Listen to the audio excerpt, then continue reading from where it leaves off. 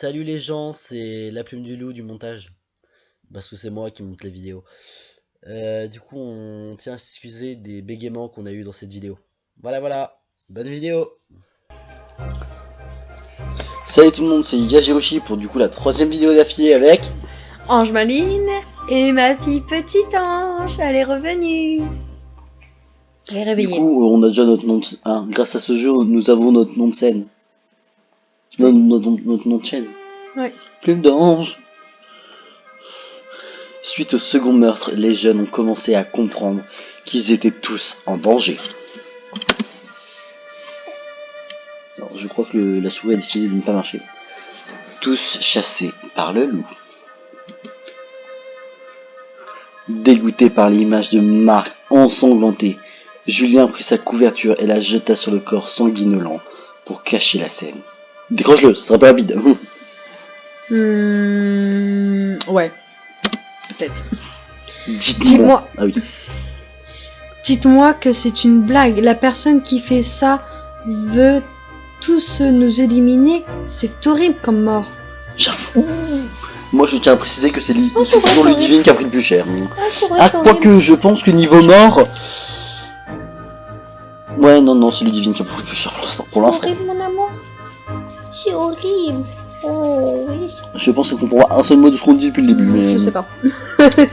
Elle va arriver à l'école maternelle, elle va savoir dire horrible. Même l'écrire, tu sais.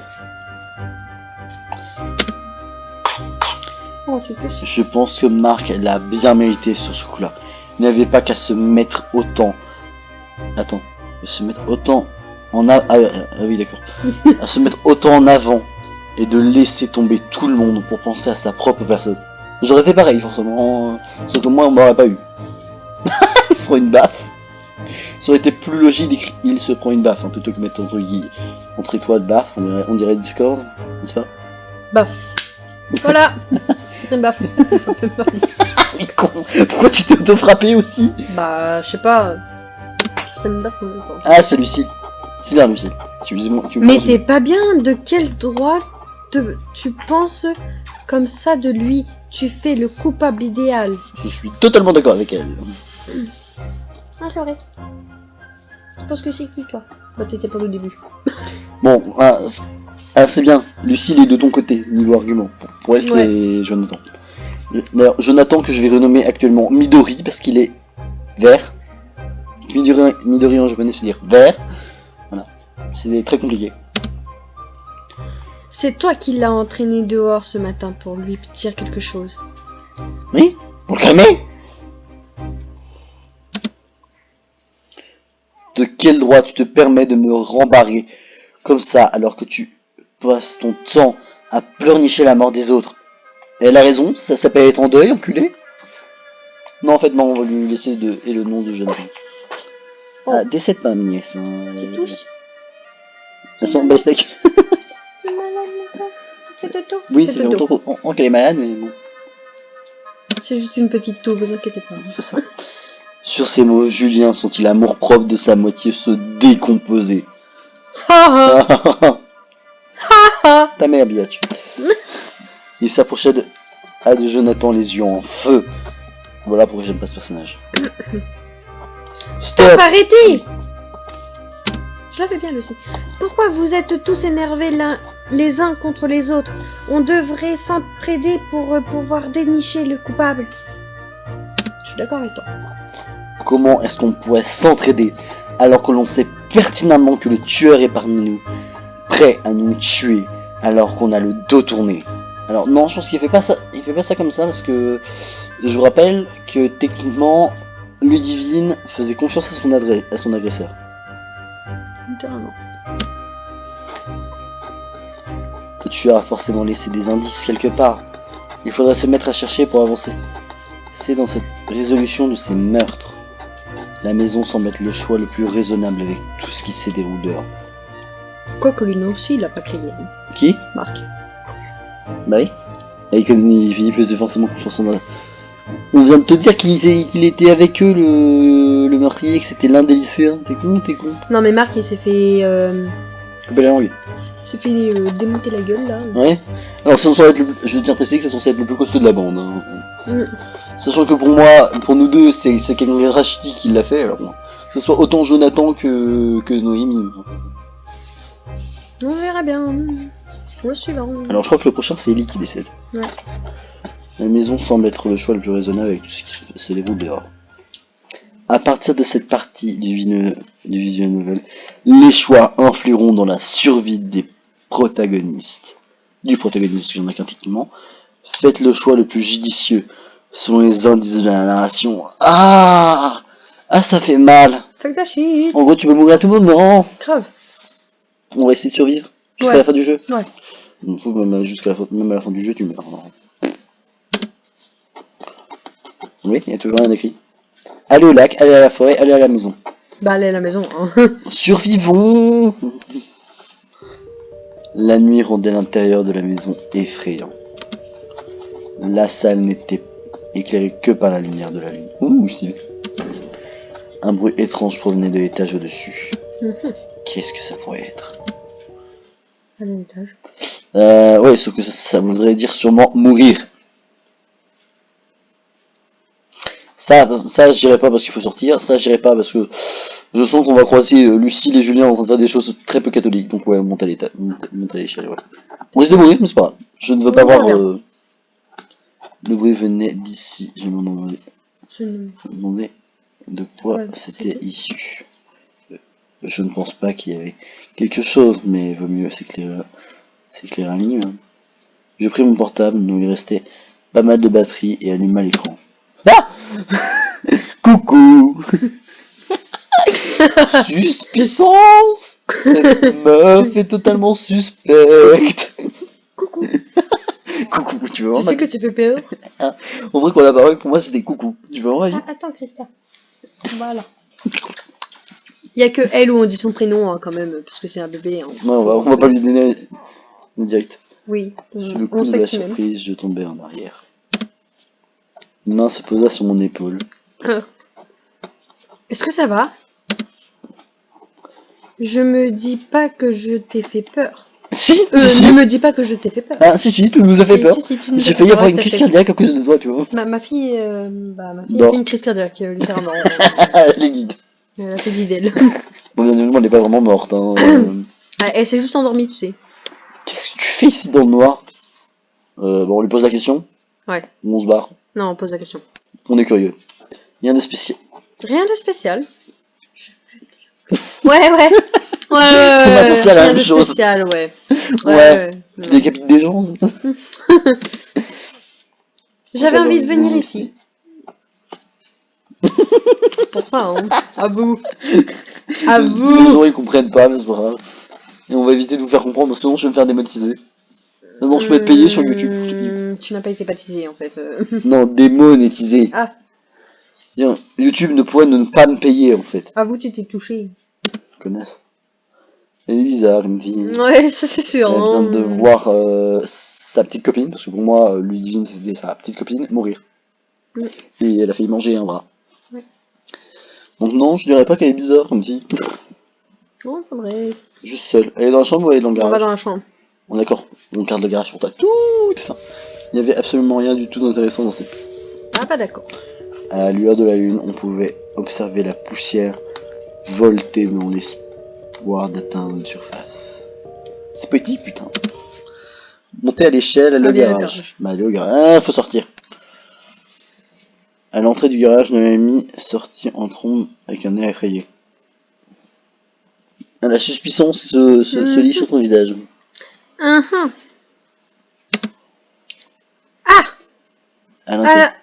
À l'intérieur, c'est horrible. En prononçant ces mots, elle commençait à avoir des larmes aux yeux. Retenant mon souffle, j'ai passé le seuil de la porte. Grand-mère, que tu as de grandes oreilles. Eh, c'est moi qui étais censé lire. Je le fais mieux. Vas-y, dis-le pour voir. Grand-mère, que tu as de grandes oreilles. J'avoue. Tu vois, je le fais mieux. J'ai trop regardé ça. Tu es bien trop glauque, mon ami, bien trop glauque. Je suis en train de perdre mon haut, littéralement. Alors ça c'est suspect, La hache était ruisselante de sang. Elle a sûrement servi à couper le bras de Ludivine et à dépecer Marc. Oh! Quelques secondes après, le petit groupe de lycéens a couru au garage. Encore une phrase du conte. Ça ressemble à un peu d'humour noir, je trouve. Mentionner les oreilles alors que celle de Marc était dans sa bouche. C'est le but, enculé.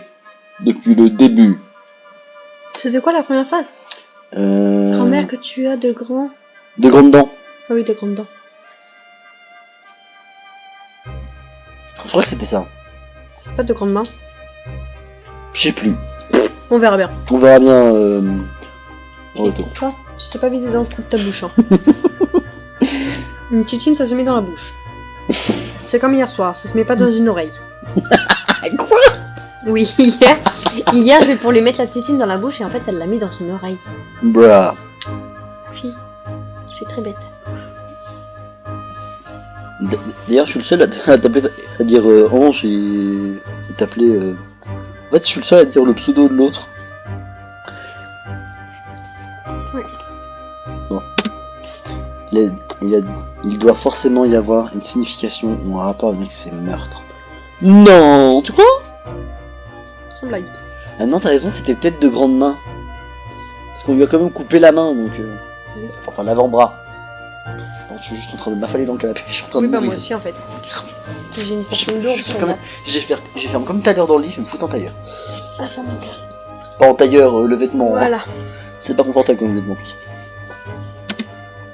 Je vais me foutre comme ça va être plus En simple. plus, l'oreille de Marc dans sa bouche pourrait faire penser que c'est en relation avec l'incident déroulé plus tôt où Marc a mangé le bras de Ludivine. Et, enfin, il a mangé un ongle, hein, plus qu'autre chose, mais. Attends, juste enlever ce qu'il y a là, du coup, parce que je vais foutre mon bras là en fait. Pour placer la phrase. Il y a un truc qui vient de casser.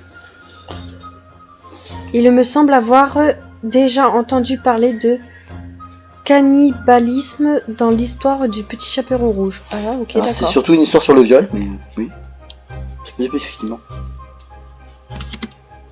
Je crois que ce conte aborde divers thèmes comme celui-là pour prévenir les gens.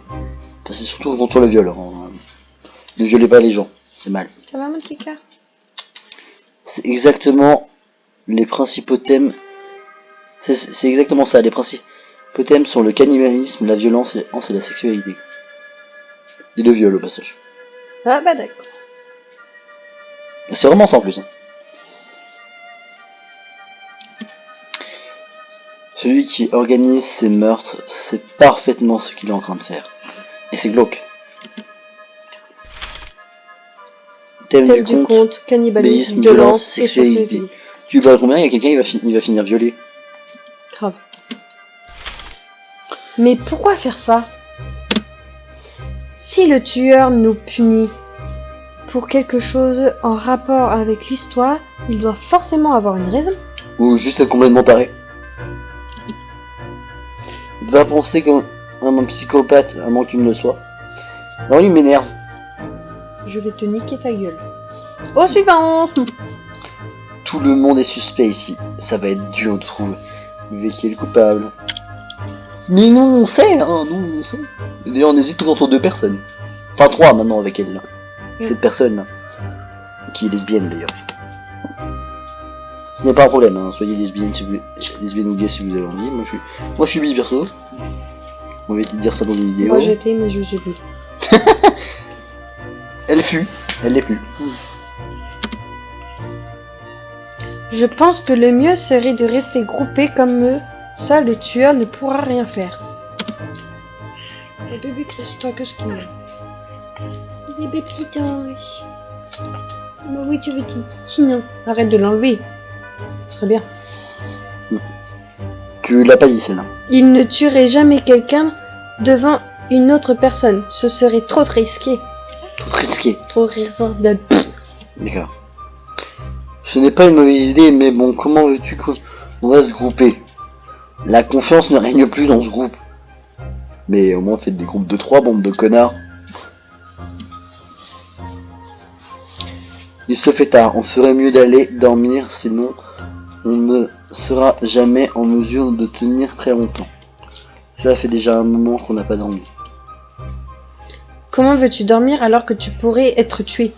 Alors pourquoi ils sourient ces deux cons? Mais grave. Les deux seuls qui sourient, hein, je précisé. Donc il y avait Julien aussi tout à l'heure. Ils sont trop cons. Ah, ils seraient pu. C'est pour ça que j'ai eu une idée. 2 personnes sont choisies chaque nuit pour surveiller les autres quand ils dorment. Non. Comme elles Très seront mauvaise 2, idée. si le tueur est parmi elles, il ne pourra pas agir car quelqu'un sera avec lui, il sera immédiatement démasqué. De plus, s'il veut tuer son partenaire, il sera directement suspecté car c'est lui seul qui était en sa Ah oui. compagnie. Ce plan semblait parfait et le moins risqué. Il a raison.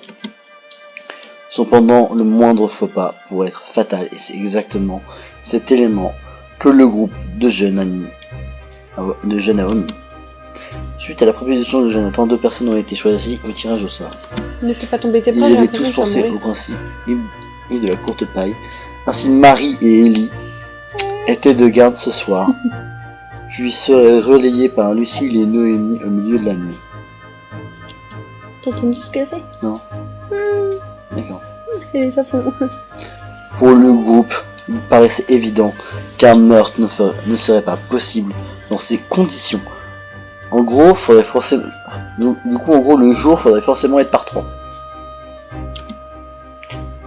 En était-il vraiment sûr? Les jeunes décidèrent de se coucher dans la salle.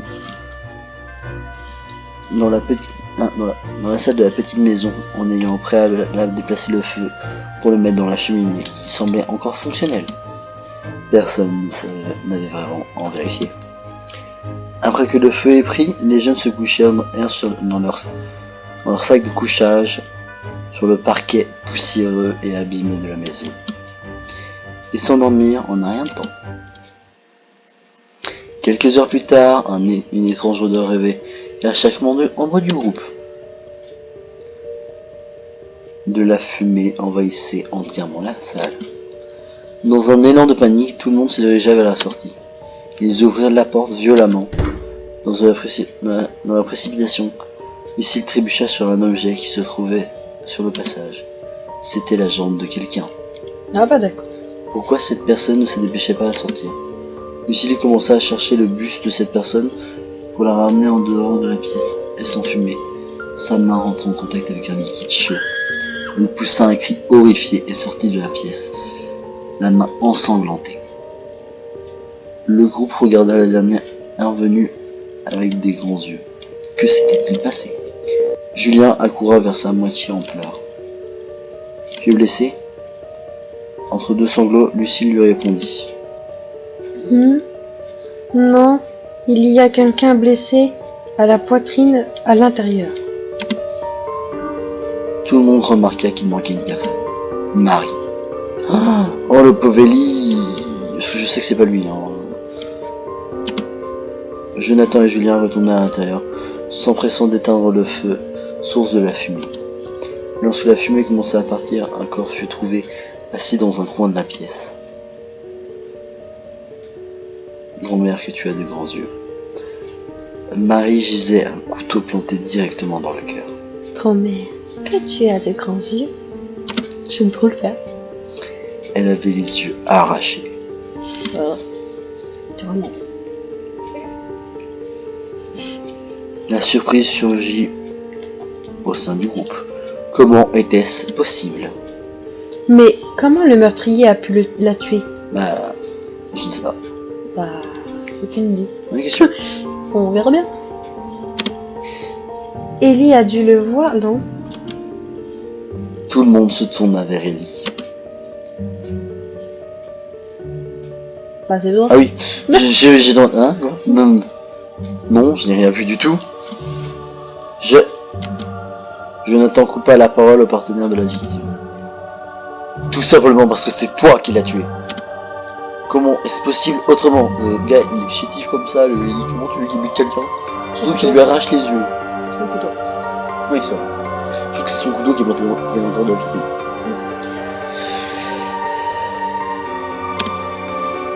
Non, ce n'est pas vrai. Ellie, ça ne peut être que toi. Sinon, un de vous deux aurait vu que la cheminée était bouchée avec toute cette fumée. Sauf qu'elle va s'endormir. Tu l'as tué et tu l'as entendu qu'il y ait beaucoup de fumée pour que tout le monde se réveille et que tu te fonds dans la masse. Dans la masse, gars, meuf, il doit rester 5 personnes. Hein. C'est pas très. Dans la masse de la fumée. Ouais. Attends. Je sais plus combien ils étaient au début.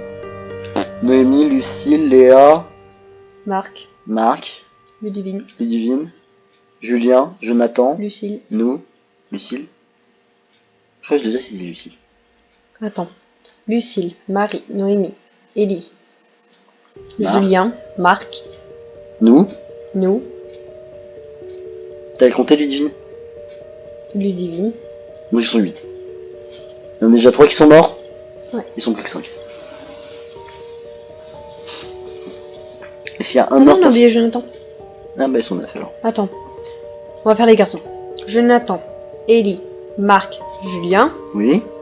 Mon fille, Marie, Léa, Noémie, Ludivine, Lucille. Ils sont 9. Plus nous, ça fait 10. Ouais, c'est en 10. Donc il reste 6 personnes. Bah non. 7. Bah non, ils sont 3 à être morts. Et bah. Ah oui, t'as raison, ça fait 7. Ça doit forcément être ça. En plus, c'est ton couteau qui a été utilisé pour la tuer. Tu es horrible. Mais non, ce n'est pas moi. Alors qui, Ellie? C'est toi tueur, pas vrai? Tout le monde toisait le coupable. C'est pas lui tout le monde. Alors il devrait dire suspect plutôt que coupable. Ce dernier, acculé par le regard, décida de leur dire: ce n'est pas moi, je me suis endormi en surveillant. Qu'il est con, mais qu'il est con. Je ne me suis pas rendu compte et je me suis réveillé en même temps que vous. Tu crois vraiment qu'on va croire tes excuses qui ne tiennent pas debout? Mais sa main tienne debout, mais vous, parce qu'il est plus chétif que vous, donc pourquoi vous l'avez chez lui Il est aussi chuté que vous aussi. Ah, c'est visiblement. Non, là, il est horrifié. Tu nous as trompés dès le début avec ton air innocent. Mais c'est parce que ce n'est pas lui. Ça. Pourquoi les as-tu tous tués? Tu mérites de mourir pour ce que tu as fait. Bah d'accord. Ne t'approche plus de nous, va-t'en. Ellie voulut s'approcher des jeunes dans l'espoir que quelqu'un le comprenne. Tout ce qu'il reçut fut des insultes et de la haine. Sidéré d'avoir perdu le peu de confiance de ses amis, Ellie se mit à courir loin, très loin. Il prit la direction de la forêt. Pourquoi l'accusait-on? N'avait-il rien fait? Les larmes coulaient le long de ses joues sans jamais pouvoir s'arrêter. Dans sa tête, il entendait encore les voix de ses compagnons répéter un seul mot: meurs. Ellie n'avait plus rien. À se demander s'il n'était pas vraiment le tueur lui-même. J'aurais une personnalité multiple? Comme c'est ironique. Dans un dernier effort, Ellie prit une corde traînant au pied d'un arbre. Pourquoi il y avait une corde dans son bras? Tant que c'est pas lui le meurtrier. Ah, je veux dire, moi je vois une corde, je fais, ce n'est pas moi le meurtrier, j'ai trouvé ça. Tant. Mais tu trouves au pied d'un arbre. Il l'accrocha à une branche solide et monta sur une souche et enroula la corde autour de son cou. Un dernier sourire, une dernière larme, un dernier pas, un dernier soupir. Meurt. Bah du coup ils sont plus tous. Meurt. Fin du chapitre 8. Du chapitre 3, pourquoi 8? Ludivine faisait confiance à son meurtrier. Vengeance envers Ludivine. Thème de conte, cannibalisme, violence et sexualité.